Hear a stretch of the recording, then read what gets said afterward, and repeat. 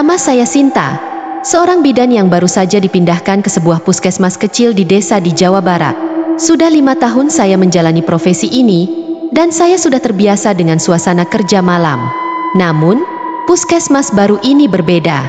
Letaknya jauh dari keramaian, dikelilingi oleh hutan lebat, dan hanya ada beberapa rumah penduduk di sekitarnya.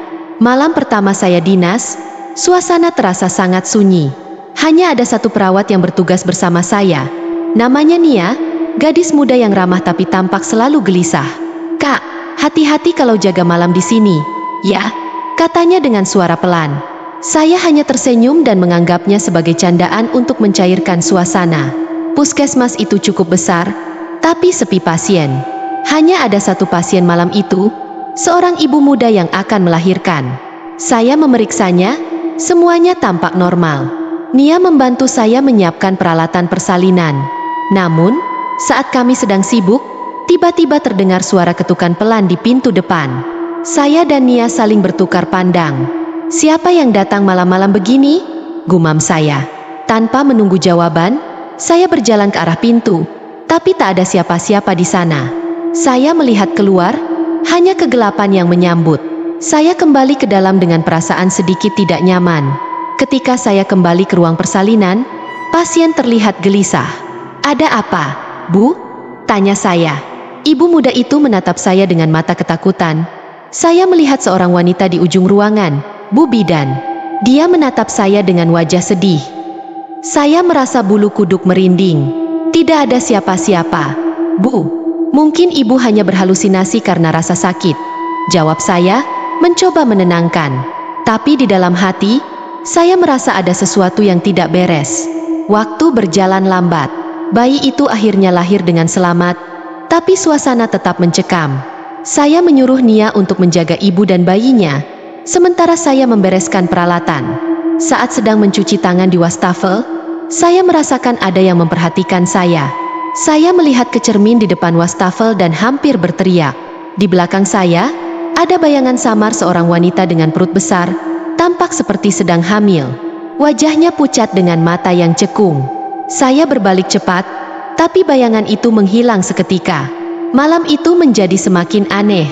Setiap kali saya berjalan melewati lorong puskesmas, saya merasakan kehadiran yang tidak terlihat, seolah-olah ada yang mengikuti saya. Nia juga tampak semakin gelisah, seringkali melirik ke arah sudut ruangan dengan ekspresi takut. Pada suatu saat, suara tangisan terdengar dari ruang persalinan. Saya segera berlari ke sana, berpikir ada sesuatu yang salah dengan bayi yang baru lahir. Namun, saat saya tiba, bayi itu tertidur dengan tenang di pelukan ibunya. Tangisan itu, ternyata, berasal dari lorong di luar. Saya keluar dengan hati-hati, mencari sumber suara.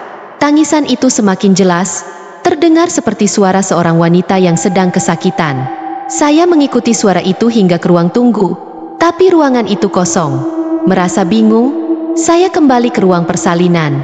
Namun, di tengah perjalanan, saya melihat sesuatu yang membuat jantung saya hampir berhenti. Di sudut ruangan, di antara bayangan gelap, sosok wanita hamil itu muncul lagi. Kali ini dia menatap saya langsung. Air mata mengalir di pipinya yang pucat. Saya terdiam, tidak tahu harus berbuat apa. Wanita itu tidak bergerak, hanya menatap saya dengan tatapan penuh penderitaan. Lalu, perlahan-lahan, dia menghilang begitu saja, seakan menyatu dengan kegelapan di sekitarnya. Pagi harinya, saya menceritakan kejadian itu kepada Nia. "Kak Sinta, itu bukan halusinasi. Banyak bidan lain yang pernah bertugas di sini juga mengalami hal yang sama," kata Nia dengan suara pelan. Dia kemudian menceritakan kisah tragis yang pernah terjadi di desa ini beberapa tahun lalu. Dulu, sebelum puskesmas ini dibangun, ada seorang wanita hamil yang meninggal dunia di jalan menuju desa. Dia terlambat mendapat pertolongan karena tidak ada fasilitas kesehatan di desa ini. Warga menemukan jasadnya tergeletak di pinggir jalan dengan perut yang besar, seperti sedang hamil tua. Setelah kejadian itu, warga desa sering melihat sosok wanita hamil yang berjalan di sekitar area puskesmas, terutama pada malam hari. Sosok itu diyakini sebagai arwah wanita yang meninggal dengan rasa penyesalan karena tidak sempat melahirkan bayinya. Saya merasa merinding mendengar cerita Nia. Meskipun saya bukan orang yang mudah percaya pada hal-hal mistis, Pengalaman malam itu membuat saya mulai meragukan keyakinan saya sendiri. Saya pun berjanji pada diri sendiri untuk lebih waspada dan berhati-hati saat bertugas.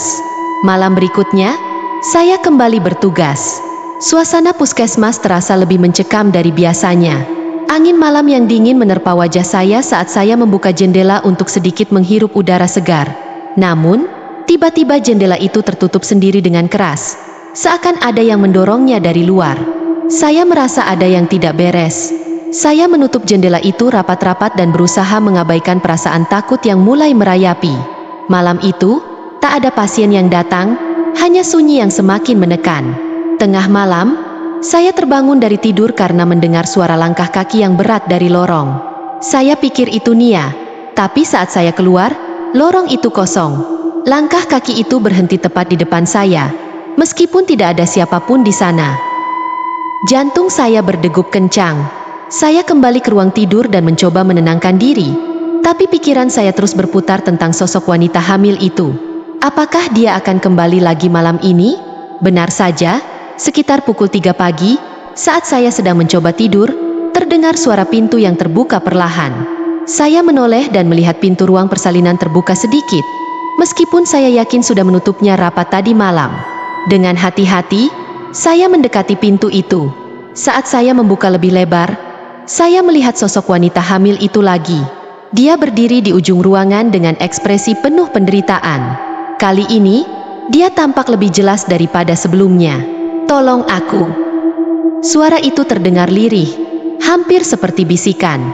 Wanita itu berbicara, meskipun bibirnya hampir tidak bergerak. Saya terdiam, tidak mampu menjawab atau bergerak. Seluruh tubuh saya kaku oleh rasa takut. Sosok itu mulai bergerak mendekat. Langkahnya lambat dan berat. Saya bisa merasakan udara di sekitar saya menjadi dingin. Wajahnya semakin jelas di bawah cahaya lampu neon yang redup, dan saya bisa melihat mata kosongnya yang tampak penuh kesedihan. Ketika dia sudah sangat dekat, saya bisa merasakan keputusasaannya, seakan-akan dia sedang mencoba menyampaikan sesuatu yang penting. Namun, sebelum saya bisa bertanya, sosok itu tiba-tiba menghilang, meninggalkan saya dalam kebingungan dan ketakutan. Pagi harinya, saya tidak bisa berhenti memikirkan apa yang telah terjadi. Saya merasa ada sesuatu yang belum selesai, sesuatu yang harus saya lakukan untuk membantu roh tersebut. Saya menceritakan pengalaman itu kepada kepala desa, berharap mendapatkan petunjuk. Kepala desa mengangguk pelan saat mendengar cerita saya.